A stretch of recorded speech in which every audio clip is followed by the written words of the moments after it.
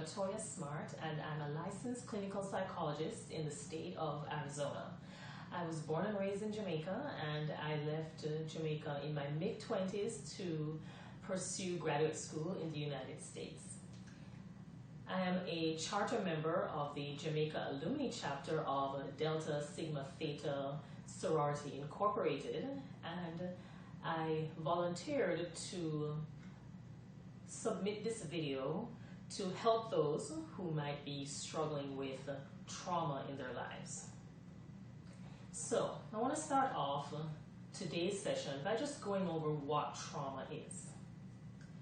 Trauma is known as post-traumatic stress disorder or acute stress disorder as the official diagnostic categories. However, a traumatic experience has to do with being victimized or witnessing a violent or horrific and frightening act. So persons who may have been sexually molested, inappropriately touched, or sexually assaulted, persons who may have been victims of a physical attack.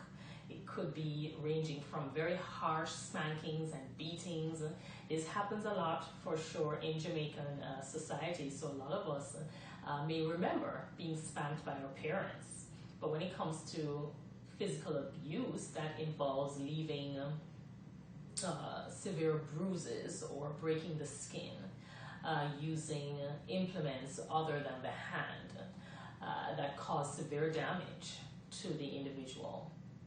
So we covered sexual abuse, physical abuse. We also have emotional, verbal, or mental abuse. And this is seen in children who are being severely criticized, and they are essentially being called names by their parents, or the parents or guardians may use derogatory terms. So all of these can be examples of abuse and trauma that could be experienced throughout one's lifetime. And of course, a few other popular examples include being a veteran or being in the army, being exposed to war and such circumstances where you had to end someone's life, or you witnessed the violent end of many lives. Persons who probably were raised in war-torn countries, they have seen so many violent acts, whether it's rape or murder. So remember, being exposed to trauma does not necessarily mean you have to be the victim. It also applies if you have witnessed the event. Let's say you witnessed domestic violence in your home between your parents or your loved ones, or you were involved, you're an adult and you have been involved in violent relationships or controlling relationships. All of these are examples of trauma. So now that we have addressed what trauma is and some of the examples of the situations, let's look at some of the signs and symptoms. So you may see high levels of anxiety or depression in the individual, such as panic attacks, fidgeting, nervousness, afraid to be around people, very nervous in crowds, not wanting to be touched. We might see temper tantrums or outbursts in children. We might even see aggression in children. So there could be a lot of anxiety, but the opposite could also be true, and we could see quite a lot of aggression. It can affect future relationships and trusting other persons. The person might blame themselves, so we're looking at negative cognitions. You think that it's your fault. Maybe you were brainwashed to believe that it was your fault. Or you figure that there's something that you could have done to help yourself or to help the other person that you witnessed being victimized. And other emotions, kind of going back to depression, severe sadness or low mood, loss of motivation, loss of energy, because you just feel you feel that your future is hopeless. You feel that I have been victimized in this horrible way, and I'm always going to be remembering this event, like the flashbacks, or being triggered by certain places and situations and people that remind you of the event. Nightmares, night terrors, inability to sleep. That can lead to some severe depression where you just don't feel like you want to go on. There might be thoughts of suicide. There might be urges to self-harm, cutting, burning, scratching, just to overcome all of this pain that you essentially did not, or you were not able to express or to just talk to someone about. So those are a few of the signs and symptoms of trauma that we'll see in some children and some adults. And ultimately, once we see these signs, the first step we want to take is to report the incident to the necessary authorities. Once you get the information of who, what, when, and where, you don't want to push too much to get details of the abuse, because that will contaminate the information, especially if police investigations are necessary. And that's number one. Number two, actually probably even more important than number one, you don't want to re-traumatize the child, especially, or re-traumatize anyone, because it brings up those same symptoms that we just listed, and they become so upset, and then for days afterwards, maybe even weeks, they are struggling with those symptoms after we have gone about our business, because we have now collected this information. And sometimes we're just curious. You know, in Jamaica we say we're fast.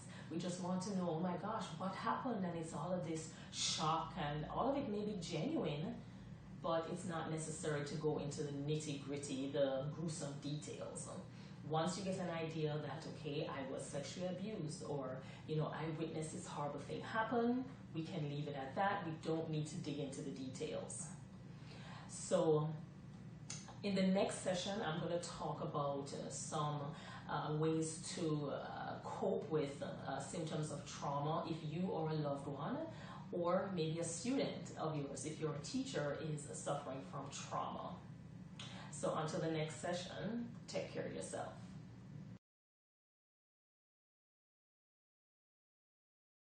Hi there. So this is session 2 of the trauma mental health video sessions. In this session, I'm going to be going over a few coping skills for trauma. Now, before we do that, I wanted to add a few things to what I mentioned in the first session. One, I was coming up with a few examples of trauma, and I remembered that in Jamaica, there's quite a lot of gang violence, and of course a lot of domestic violence. So if you have witnessed any such violence, or maybe you were terrorized or threatened, you know, you witnessed your family members being abused or raped or murdered, that also qualifies as an experience of trauma. I also wanted to add the biological features of trauma. And of course, a lot of these are anxiety-based. So let's go back to the panic attacks that I mentioned before. A panic attack usually involves shortness of breath, heart palpitations, or racing pulse. It's essentially called the fight or flight response, where your body is preparing itself for danger, to protect itself, to protect your loved ones. It's a survival instinct, a natural human instinct. So in the panic attack, we're seeing where the adrenaline is spiked, your body is getting ready to go above and beyond. Sometimes we find more strength, more courage, more energy whenever we're under pressure. And that's really what the fight or flight response helps us to do. Essentially, it is completely fine in the face of fear or immediate danger. However, when you're a very anxious person, or you're experiencing significant anxiety as a result of trauma, we might constantly be experiencing those symptoms, or you might constantly be experiencing those symptoms. And as such, your body is always at that high state of arousal, just kind of ready to go. Your nervous system is at risk of being fried. So going back to the panic attack, the shortness of breath, dizziness, feeling faint, feeling that you can't breathe, that you're probably having a heart attack. Sometimes there's even embarrassment when that happens, because you don't want anyone to see what you're going through. You know, you don't want all the questions and all the attention. And sometimes we might even go a step further and not want to leave our homes or go into public places or go out in public, because we fear that panic attack happening again. So those are a few things I did want to mention before moving into the coping skills. Now, in terms of coping skills, we have a few that are more suitable for children versus adults. So let's go over the child-based coping skills first.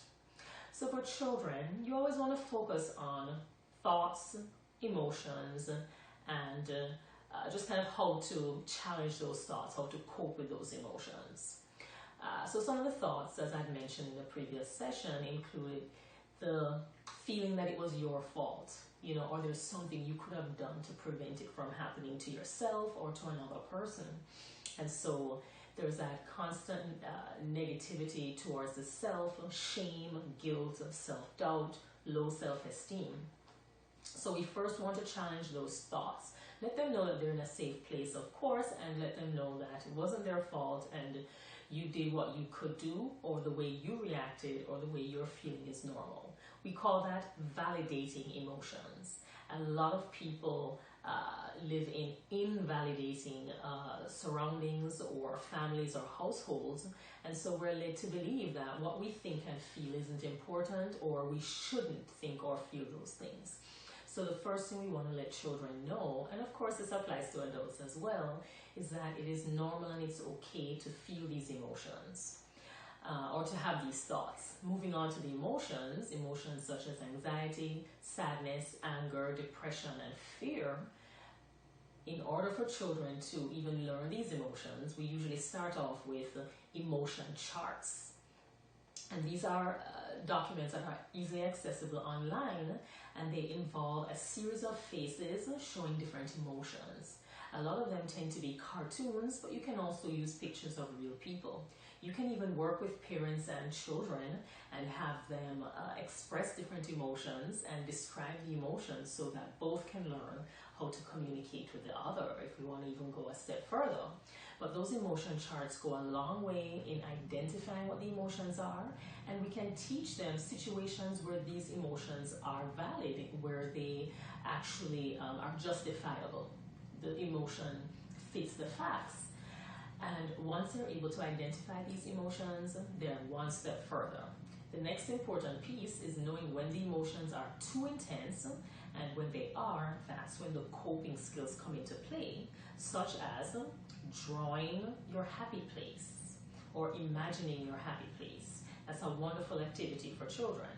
Or they can engage in play. Just playing with their favorite toys, dolls, action figures, they can create a world that is wonderful for them. Sometimes, however, they might recreate the event, the traumatic event, and you can also get a window into the life that the child is living, what's happening in the household, what they're being exposed to. So there's so much that we can get through play and through artwork and even music, writing songs, singing songs, and encouraging these art forms because they are the best way to express ourselves.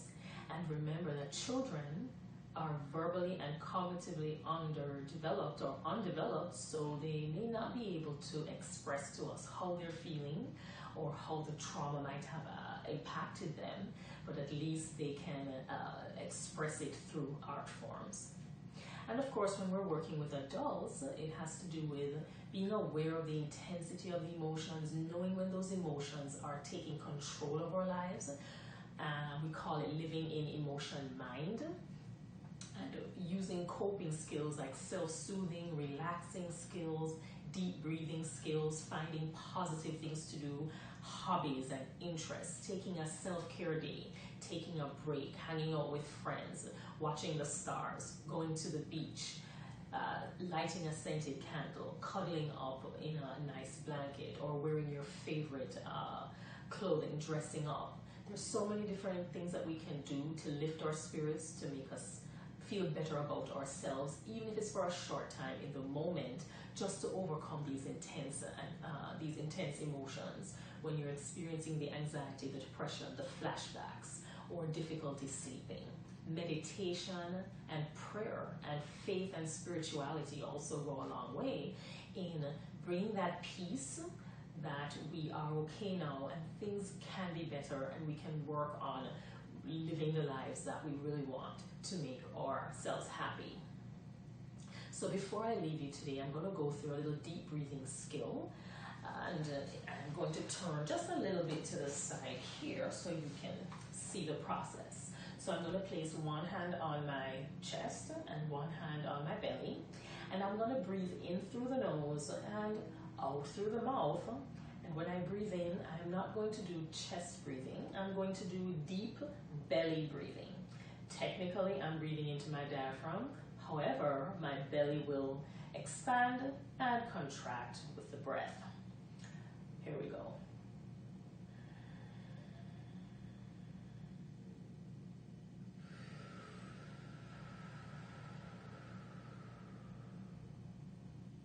Don't know if you were paying attention, but my hand should have moved as my belly expanded like a balloon when I was breathing in, and it should have gone back in when my stomach was contracting while I was breathing out. What you're not to do is, because that's chest breathing and it's like a panic attack, which of course is only going to make the situation worse. So that's why we place the hand on the chest, to make sure that we're not chest breathing. Instead, we are deep belly breathing. So I hope these tips were helpful. And one more thing, you can also add meditation to deep breathing. So you can think about a happy place or a pleasant place that you can go to escape when you're upset. And you can also think of happy or positive thoughts or what you hope for, for your future. And ultimately that helps to regulate the nervous system to reduce that flight or fight response, bringing your body back to balance. And it will be very helpful for you to practice those skills at the end of the day, just before bedtime, especially if you're struggling with sleep. So while there are quite a lot of skills that we can talk about, this session was really just to be a brief one to give you some tips if you are going through any of these situations or experiencing these symptoms, or you have a loved one or are concerned, or a person about which you're concerned that might be experiencing these symptoms. I hope they were helpful, and until the next time, take care of yourself.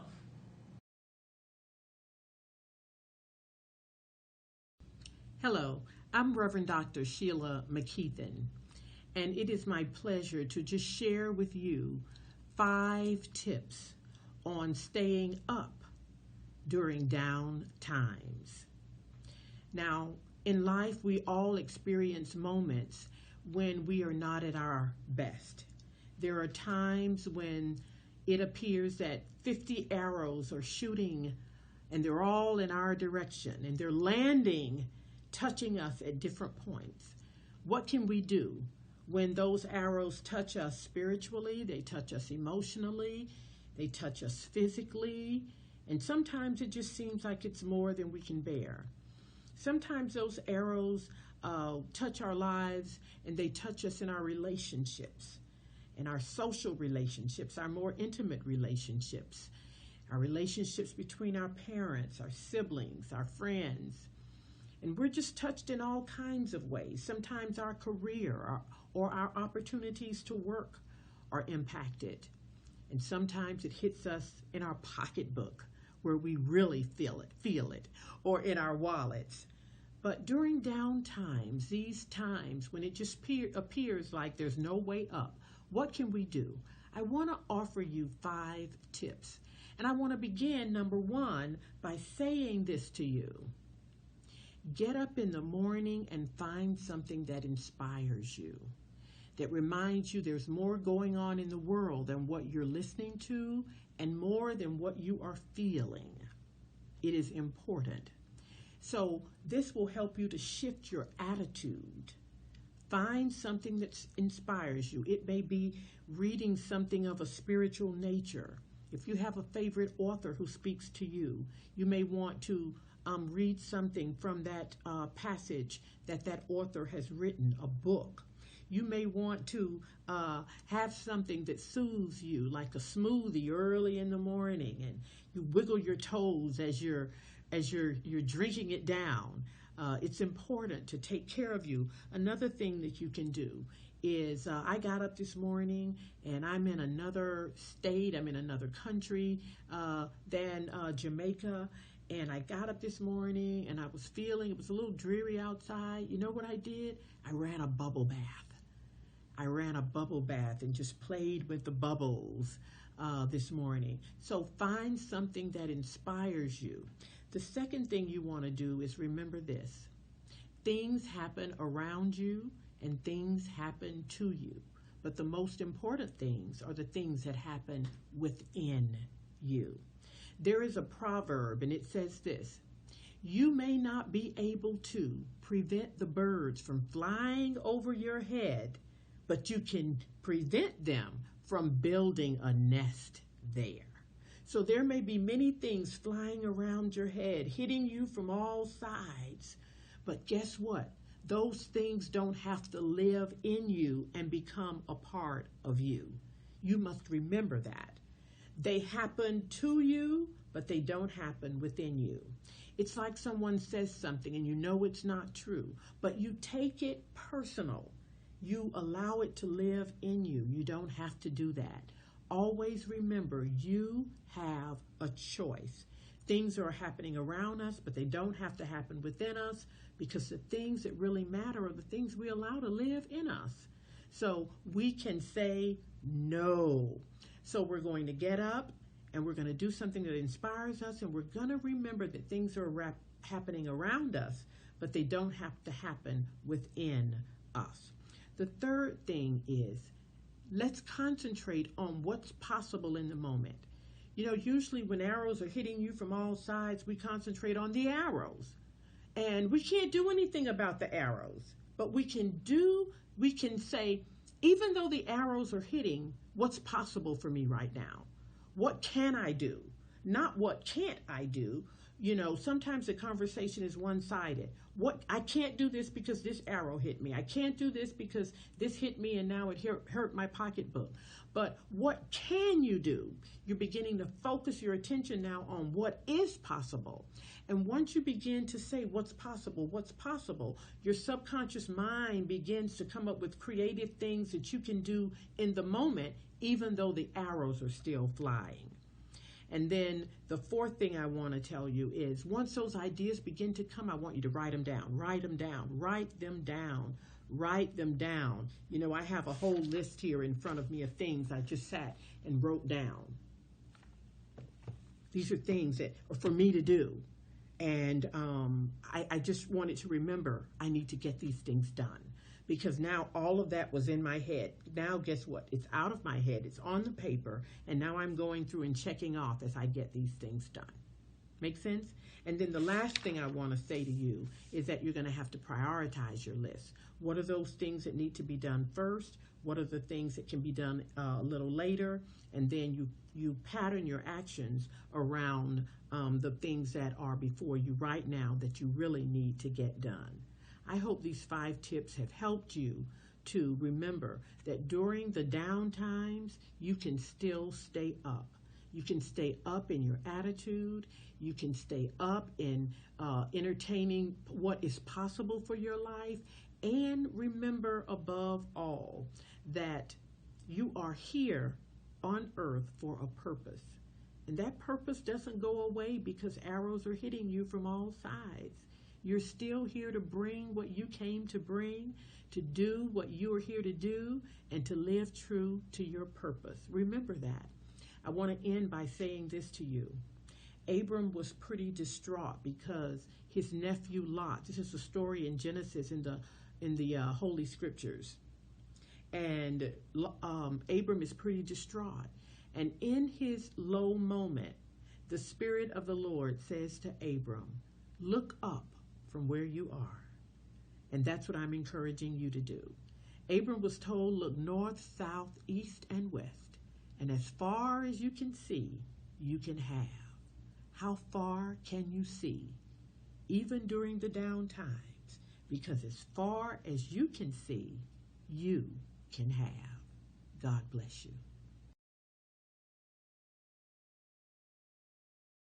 I bring you greetings from the Louisiana Tri-Parish Alumnae chapter of Delta Sigma Theta Sorority Incorporated, where I serve as the chapter president. Also, I'm a member of the Southwest Region Program Planning and Development Committee, where I serve as the subcommittee chair for the Physical and Mental Health Committee. I'm happy to share some words about mental health awareness and wellness with the Jamaica Alumnae chapter and their community. And I just want to share some words about the importance of managing our mental health, the importance of wellness. A lot of times attention is paid to our physical well-being, and I always like to mention that there is no physical health without the notice and attention given to our mental health and well-being. One thing the pandemic has brought forth, and something that communities definitely have to pay attention to, is the need for us to pay attention to when we're feeling stressed or overwhelmed, or when we're feeling sadness or more depressed feelings, or when we're feeling anxious or anxiety symptoms. And so one of the things that we should all be aware of is the amount of stress and uncertainty our community members have been under due to the pandemic. One thing, as we try and figure out how to manage the stress, we can look at those things that tend to release that stress that we're experiencing. I always find that when we go along the way and we have stress that's untreated, it turns to distress, which leads to multiple medical and chronic conditions such as hypertension. It can also lead to cardiovascular disease and stress. It can also lead to gastrointestinal problems with our digestive systems. And so we have to pay so much attention and close attention to managing our stress and anxiety. Anxiety is one of the most common mental illnesses that we see. And sometimes it manifests itself in a way where there's excessive worrying, excessive fear about things that people ordinarily do not have that persistent fear of. And so those symptoms can be manifest by a person having a situation where they have panic symptoms, where they experience a lot of rapid heart beating and heart racing. They can be diaphoretic, where they're sweating a whole lot. They can also find situations where they're having an upset stomach, where they symptoms manifest themselves more as a physical way than an emotional way. And so we pay close attention to that as an anxiety-related disorder, and we figure out, how do we manage anxiety when we know what it looks like? A number of things can be beneficial in managing our anxiety by working out. Exercise is a key factor for a number of individuals. They find that very effective and beneficial. Also, meditation, yoga is also another benefit to managing anxiety and stress. We also find that gratitude journals, just being positive, keeping a positive space, helps us to be grateful and thankful for where we are and what we have, and help us to remove some of the stress and the uncertainty and the fear that we may be experiencing. Other things that individuals can do to manage the stress and anxiety is to talk to individuals, professionals who may be able to help them to develop some strategies and some other tools, or maybe just have someone to listen to your thoughts and to your fears and to your concerns, and to know that they are valid, but just to give you a better way in managing it. We always talk about, sometimes there's fear and concern of talking to others about our problems, which is another thing that we address as we look at mental health and awareness, that we have to address the stigma among our communities. And so having talks like these and having awareness be brought forth as in the way in what we're doing, this will help communities to get along and to talk about it more freely, to talk about it more comfortably, as we're looking at it as a need for us to all have total and complete wellness and to not be ashamed. As we look at what depression looks like, depression can be a lack of interest in things that individuals once had such joy in doing. They can be withdrawn, they can isolate, they can have difficulty concentrating in a productive life that they once lived. You can find that that person is now having trouble functioning in their day-to-day activities. They sometimes can get real irritable or agitated.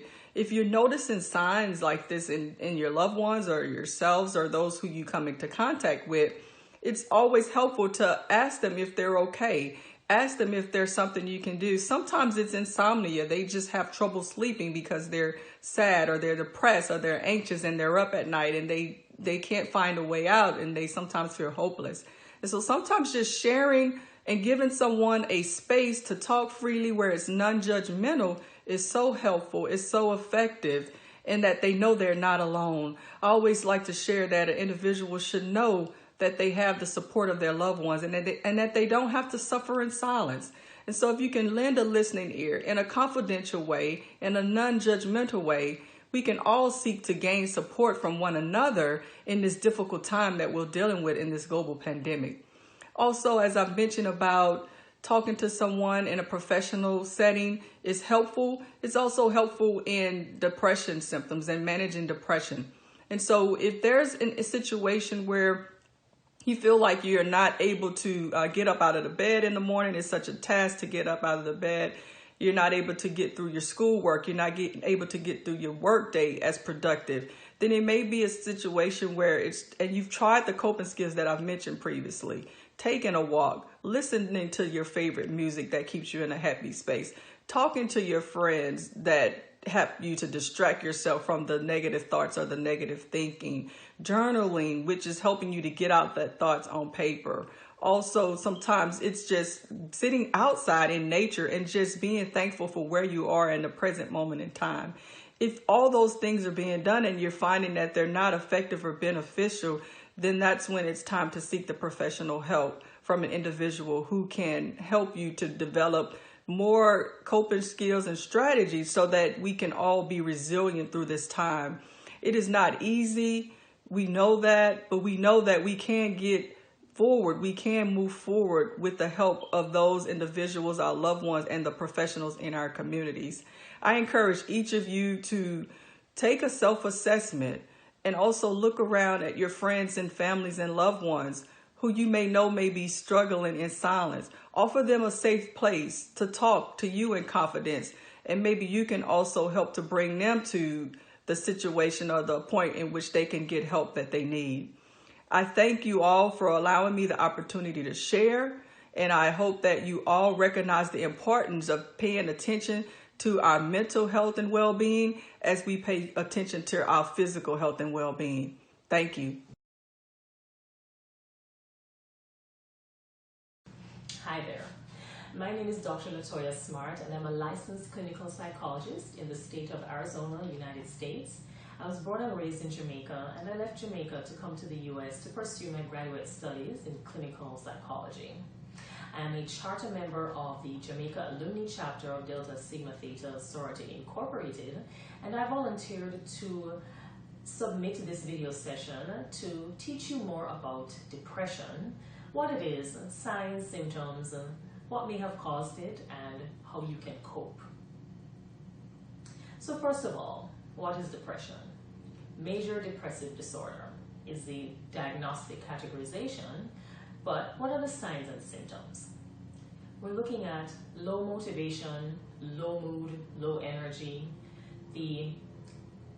just that lack of drive to get up and go, to get out of your house. Sometimes you might find yourself curled up in bed for days. You don't find pleasure in the things that you typically would find pleasure in. So your favorite movie or your favorite game or your favorite hobby or pastime just don't hold that excitement anymore for you. You feel hopeless, you feel helpless, you don't think your future is going to change, you think the world is a horrible place, you think you're a horrible person and you're a failure and you're worthless and you're never going to get better, and you just don't have any belief in other people, any trust or belief or hope in other people. You really don't think the world is a good place or a place to look forward to being in or living in.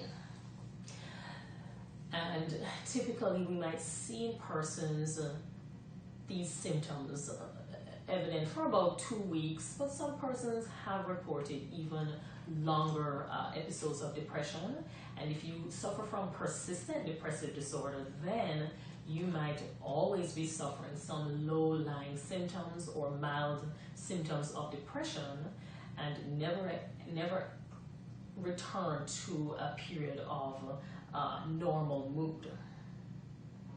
So if you find that you're experiencing these symptoms or a loved one, it could be that there's something in your life or there are a series of events in your life that have caused you sadness and distress.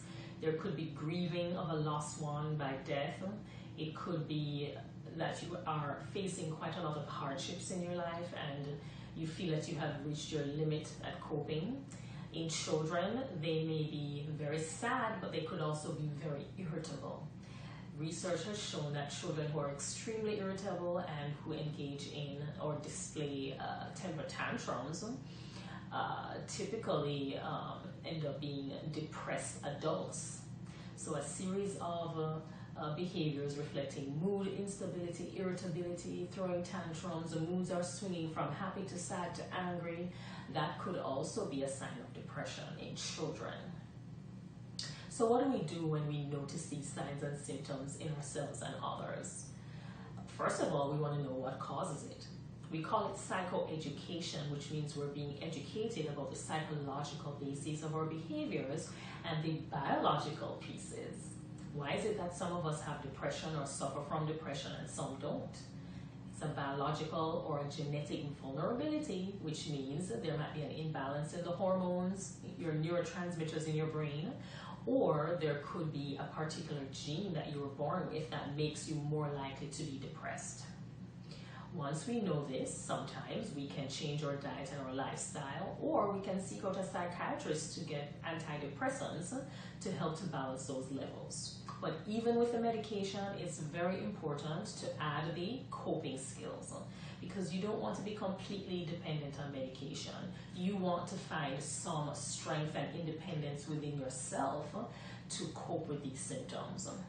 So a few of the symptoms include opposite action or opposite to emotion action, or like behavioral activation.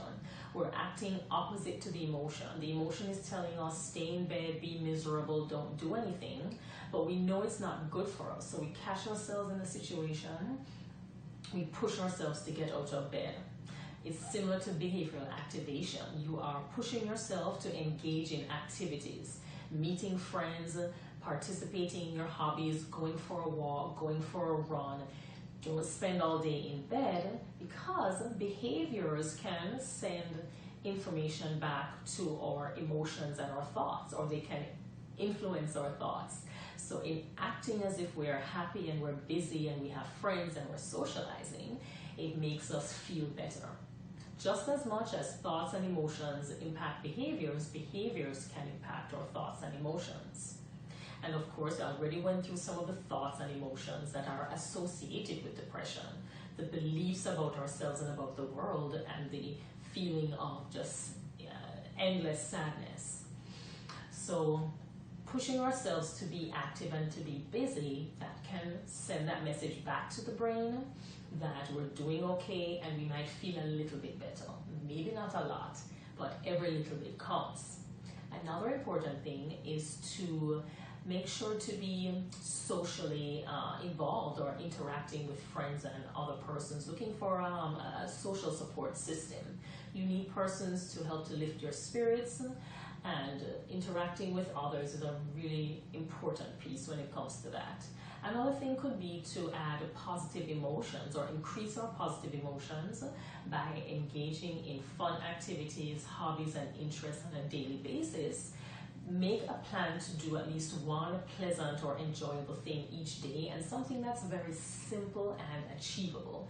You don't want it to be anything that's going to involve a lot of time and planning and money, because all of us have a list of these wonderful things that we want to do, but we don't have the time or the money, and then it just doesn't get done, or it takes years to get done. But our mental health is more important than waiting years. So you want to get something done every single day, even if it means 15 minutes of deep breathing, or a little bit of self-care, lotion in your body, taking a bath, lighting some scented candles, treating yourself to your favorite meal or drink, or watching a movie. Try to find something to do, even if it's exercise, walking, going out, getting some sunshine, looking at the stars. Little things like that can really lift our spirits if we're depressed. Of course, if we're severely depressed and we're considering suicide, that is a time to reach out to a loved one, call the police, or go to a hospital or a mental health hospital, so that you can be stabilized, so that we can get you back to being yourself and to motivate you to do the things that you need to do to have a happy, healthy life worth living. So we always have to keep suicidality in mind. So if you have ever heard of someone stating that they have a plan to end their lives, that is when you want to report it to the necessary authorities. Now, some persons may have passive thoughts of suicide that may not necessarily require a report. You may have thoughts such as, oh, I wonder if I weren't here anymore, or maybe it would be better if I weren't around anymore. That's not necessarily a need, or that doesn't result in the need to report it to the authorities. However, this is someone who could benefit from just talking to a supportive friend, but most importantly, working with a counselor. At the end of the day, when it comes to coping with quite a lot of mental health concerns, we always want to find that objective third party, a counselor who can listen to us and guide us in what we want. There's no ulterior motives, our parents or teachers or bosses and co-workers, everybody wants you to do what they want to do. But counselors help you to figure out what you want to do with your life, what will make you happy, and why that's justified. So I don't want to keep this session or run this session for too long, so I'm going to leave things there for now. So until the next time, take care of yourself.